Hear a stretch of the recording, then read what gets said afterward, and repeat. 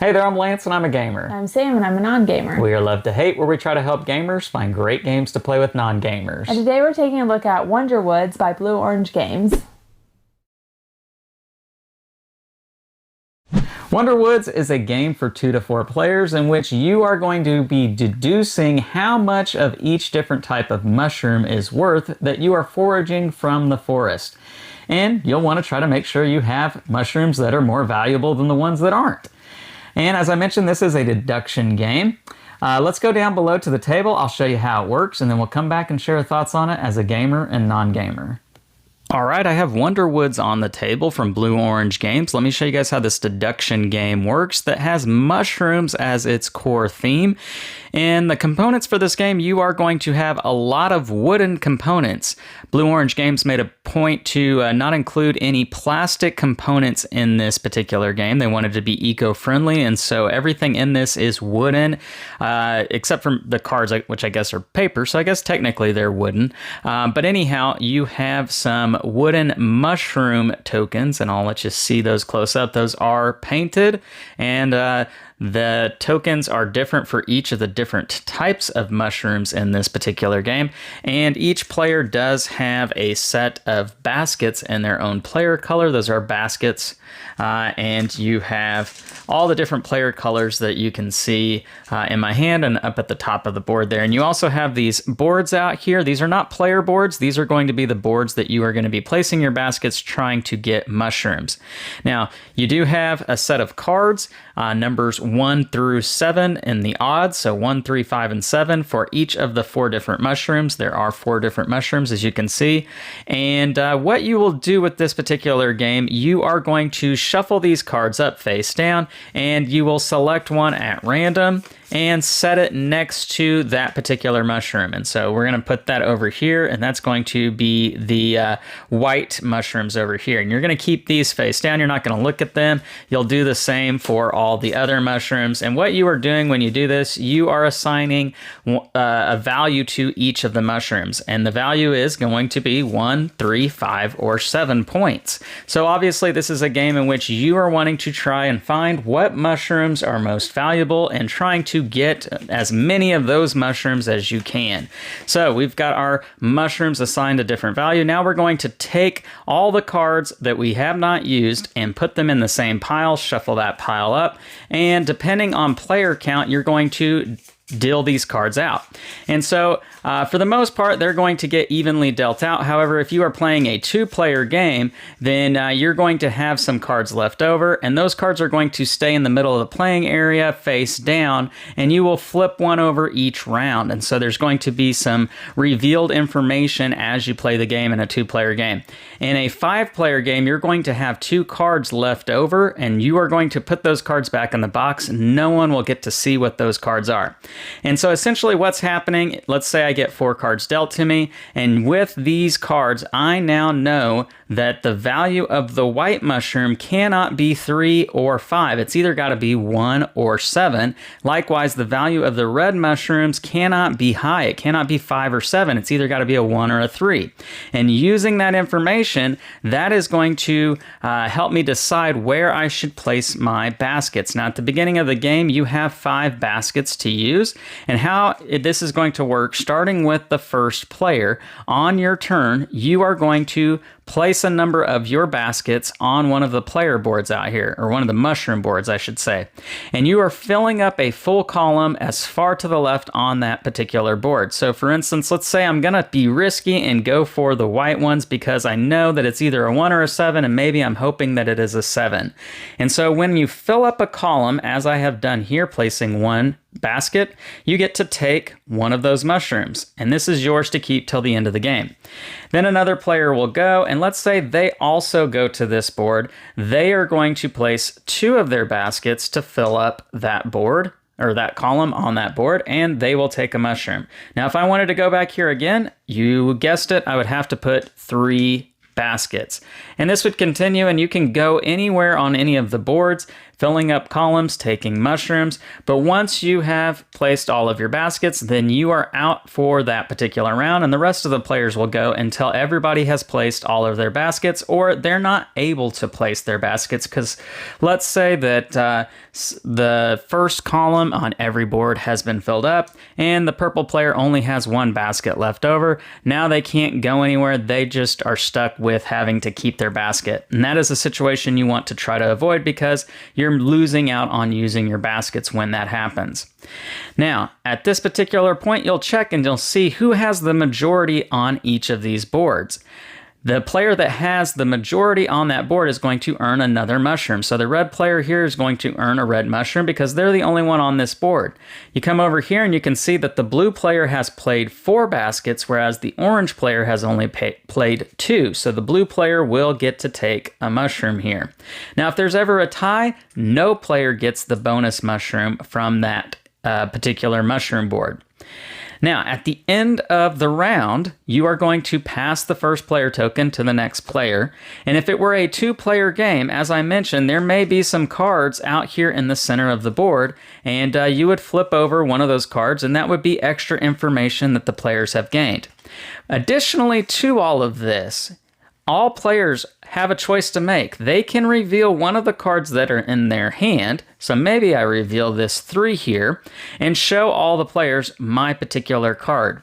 And with that information, now everybody is able to gain a little bit more of what the value for these cards are out here. But what I get for having revealed that, I gain one of my extra baskets that I get to use on the next round. And as you might guess, at the end of the second round, we'll do that whole process again, and I could earn another basket. And so that is going to be how that works. And so rounds will continue this way until there are no more mushrooms for 2 of the different types of mushrooms. So when 2 piles of mushrooms are completely gone, that will signal when that is going to be the final round for the game, at which point you'll finish out that round, you'll reveal all the values for the different mushrooms, and you will score points for all the mushrooms that you have collected over the course of the game. Whoever has the most is going to be the winner. And if it's a tie, then you're going to count who has the actual most mushroom tokens, then that player will be the winner. And if it is still a tie, well, then they're going to share the victory. And that is how you play Wonder Woods. Let's go back up top and share our thoughts on this one. And we're back, and now we're going to share our thoughts on Wonder Woods from a gamer and non-gamer's perspective. So, Sam, there's not a whole lot to this game. Not many components. You've got some boards, you've got some mushroom pieces, cards. What'd you think about this game? I thought it was great. I really enjoyed the deduction aspect of it. I think usually I like that. It's not one that you see a lot in board games, but I do like that component of it. And it is very easy to understand. Yeah. And we had a really fun time with it. And I'm better at deducing than Lance Oh, is. come on now. I don't know about that. But no, you definitely, you did well in this game for sure, which I think goes to show just how it is good for casual and non-gamers, and it's quick to pick up, and there's not many questions that are going to be asked. I would say it's more like a brain teaser. I mean, it's definitely a game, but it has a brain teaser aspect to it. Yeah, that deduction really comes through with this particular game. It has a lot of elements to Museum Suspects, which was another blue-orange game that came out last year. It was one that made my top 10 list, if I'm not mistaken. And it was a deduction game where you're trying to figure out who the suspect was and placing more stock, more value on those particular suspects. This is a similar idea, trying to figure out which mushrooms are more valuable and spending your time gathering those rather than gathering the ones that aren't. Yeah. But you have imperfect information in this game, and you can never really narrow it down 100%. I suppose you could, but you're going to be playing a lot of the game before you get to that point. So most of the time, you're not working with 100% information. It's imperfect. I do think both times it was a little bit luck-based. Yes. The cards that I got and the cards I got to see. Yeah. But I wouldn't say it's a luck-based game. Well, I was going to throw that in there at one point in this video, that I do think there is some luck involved in it with what your opening hand is dealt to you, and that will give you more information or less information depending on the quality of hand that you've been dealt. So that does play a factor with this game. All right, let's get to our pros and cons for it. What are the things that stand out that make this a good one to play with non-gamers? I mean, I think it's unique. I haven't seen anything like this exactly with the different boards and the placement of the mushrooms. Yeah. Your baskets. You can at some time get a new mushroom and the other person may not, so you're not always playing with the same amount. I just like you can place one the first time, then two the second time. Yeah. And that just changes things up a lot. So I think that it's not just a deduction game. It's how that's a good point. It's played that I think is really unique, and I really enjoyed it. Yeah, that's actually a really good point because there is strategy just with the placement of the baskets, because you do have to ask the question of, do I want to spend all my baskets on this mushroom that I know is valuable, but it may only get me one or two of those, or should I diversify and get some other ones that I'm not 100% sure how much those are worth, but I'm gonna get more than one or two. Like you're playing that game of get more mushrooms that may all be, you know, one pointers, or maybe they're worth a lot. Yeah. And I like that aspect of this one. So other things that stood out to you in a good way? I mean, I think the components were really nice Yes, too. The colors are good. The artwork is really good in this game. Yeah, but overall, and it's very quick. It's a very quick game. Which is Box nice. says it's 15 minutes, and it's 15 minutes for sure. Yeah.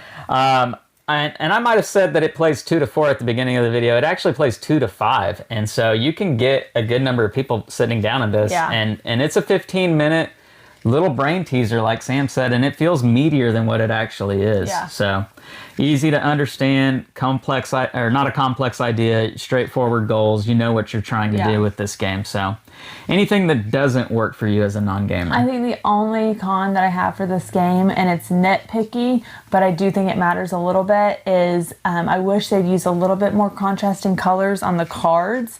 I can agree with that, You have to make sure you're paying attention to the mushroom on it. Yeah. Especially, it's blue, dark green, light green, yellow. Yeah. And I wish they would have thrown in like a red or something, because those two green ones and that yellow, they can really, you need to make sure, because if you're looking at the wrong color number, then you could really mess up your plan. Yeah, for 100%, you really got to pay attention to the artwork or the icon that's up in the top corner, but that icon's pretty small and doesn't take up a whole lot of space on the card, and it can be easy to make mistakes there, so for sure. And then the only other con that I would say, which we mentioned earlier, is the luck factor does play a small role in this that can make it so that if you get a bad hand, you're kind of working uphill a little bit more, but it's still a general I honestly think overall that good experience. That's a good thing for non-gamers. Can be, because they're playing at more of an even playing field with a gamer. Unless the non-gamer is the one who gets dealt the bad hand. But I do feel like they have a better chance of having an equal game. Yeah. All right, scale of 1 to 10, love to hate. Where does Wonder Woods come in at for you? I really like this game, and it may make it to my top 10. Ooh. I mean, we're almost in May. But it could make it to my top 10. I would give it an 8.2. Whoa, all right. Yeah. Really high there. Yeah. For me, I enjoy it. It's a great experience. It's not fair for me to say that it's a knock against the game that it's only 15 minutes long, but I would like a bigger experience, a longer experience. It just makes my number go higher. Right, exactly. There's the difference between a gamer and non-gamer. So because it is only such a short game and more of kind of like an icebreaker kind of experience for me, I got to temper my excitement for it, I suppose. I feel like you play it, you learn it, and let's do it again. Yeah, for sure. You can. I think that's another pro for it. You can play this time and time again.